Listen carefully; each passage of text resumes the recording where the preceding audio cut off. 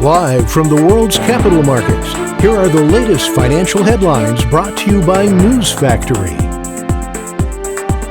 Hello and welcome to Wednesday's financial news. Stay with us for more market headlines. The dollar dropped 0.3% against the yen in the last session. The ROC is giving a positive signal. The Bitcoin dollar price remained largely unchanged in the last session. The RSI is giving a positive signal. The gold-dollar pair saw a minor rise of 0.1% in the last session. The stochastic indicator is giving a negative signal. The last session saw the oil drop 0.3% against the dollar. According to the RSI, we are in an overbought market. Coming up, the choices from our chief analyst for today.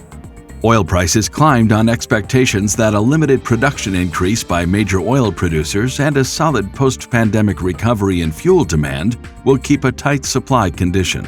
The dollar fell for a second consecutive session, knocked off the 19-week peak reached at the end of January, while risk-sensitive currencies such as the Australian dollar and British pound gained. Nestcoin, a company building products to help Africans and residents of other frontier markets understand and adopt crypto, has raised $6.45 million in pre-seed funding. Those were today's major economic events, and now moving on to world financial headlines. Japan's foreign bond investment will be released at 2350 GMT. Australia's Commonwealth Bank Services PMI at 2200 GMT. The U.S. ADP employment change at 1315 GMT. The U.S. MBA mortgage applications will be released at 1200 GMT. Spain's unemployment change at 0800 GMT.